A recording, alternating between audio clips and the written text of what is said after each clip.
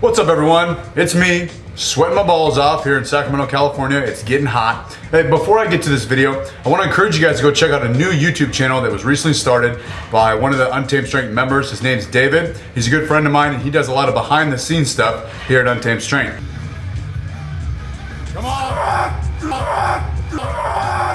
Felt so light, it flew up. We are at Barbell Brigade. So go check out his channel. I'll put a link in the description. Let him know what you guys think. I think he's got a great story and I'm really excited for him. And I figure that if you guys give him some feedback, maybe subscribe to the channel, it'll put some, let him know the demand is there, put some pressure on him to continue doing what he's doing. So today I wanted to show you guys a quick dynamic warm-up that I often do when I'm pressed for time. I'm gonna be honest, me, and I'm sure a lot of you guys out there, do not have time to sit down and foam roll for 15 minutes, static stretch for 15 minutes, do a dynamic warm-up for 15 minutes, warm up with the barbell. Ain't nobody got time for that. We gotta get in and get out. So this is a very effective warm-up that you can implement anywhere. It doesn't matter where you train, it does not require any equipment, and I think that a lot of you will enjoy this. So, but before I start, those three things that I just mentioned, myofascial release and foam rolling, static stretching, and a dynamic warm-up are all very important, but they don't all have to be done right before your training session. What I would suggest is doing some foam rolling first thing in the morning, doing a dynamic warm-up before your training session, and then doing some static stretching at the end of the day before you go to bed. And I know you have time to do that because if you have time to watch YouTube videos, you got time to stretch. So I'm very excited to show you this video here. Come on in, let's give you some behind the scenes here. Let's take a peek at it. So let's expand this here. Let's go right over here and play. Okay, first off, a knee to chest. So you'll bring your knee up, you'll grab your shin, pull your knee back towards your body, stand up tall. You're gonna walk and perform 10 to 20, depending on how many you feel you need and how much time you have. A little bit more intense, bring your foot across your body. So you're here, in this position here. You'll feel that a little bit more in the glute.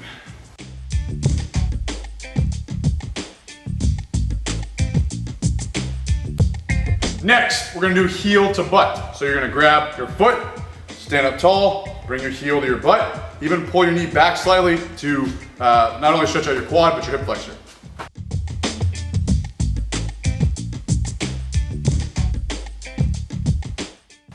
Now, what I don't want you to do is lean forward because you're defeating the purpose. I want you to get up tall. All right, next is called a figure four. So you're gonna go across your body like this, grab your foot. I want you to drop your knee down as you pull up like this, stand up tall.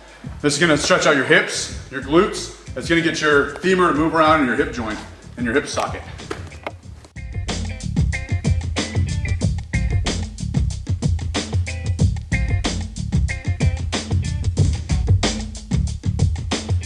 Next is a lunge with your arms overhead.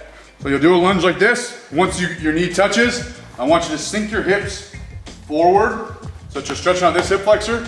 And then I want you to point your body, point your hands away from that hip flexor to make this stretch a little bit more intense. So I'm gonna lean towards the up knee, just like that. And then when I stand up, I wanna drive my fingers up to the ceiling. I don't wanna go here, okay?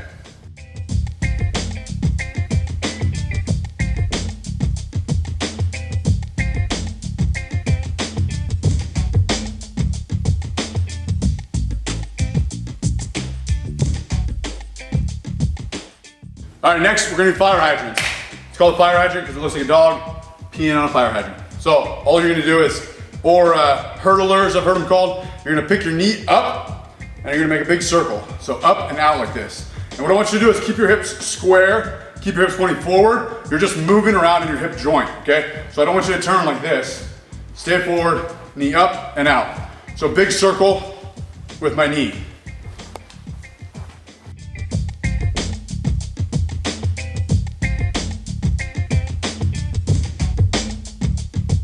All right, next we're doing leg swings.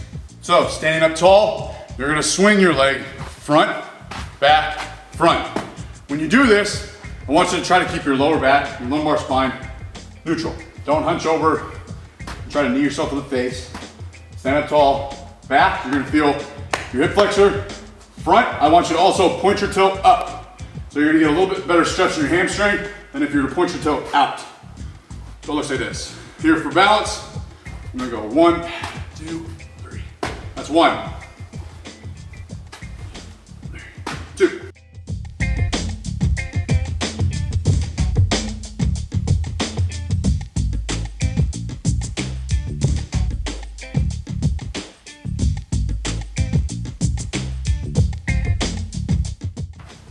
All right, and then now that we're done with that, we're gonna get a little bit more movement, only a couple of these. So you're gonna do high knees. So it's here.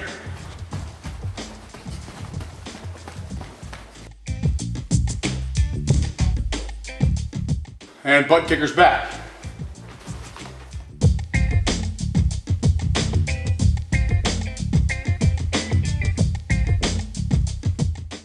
And last but not least, we're gonna do broad jumps. But what we're gonna do is squat deep. We're gonna jump forward. We're gonna absorb the squat. And we're gonna do that for however many. I've got about 50 feet here, so I'll go 50 feet down. So it looks like this. You'll go here, you'll squat down, you'll jump.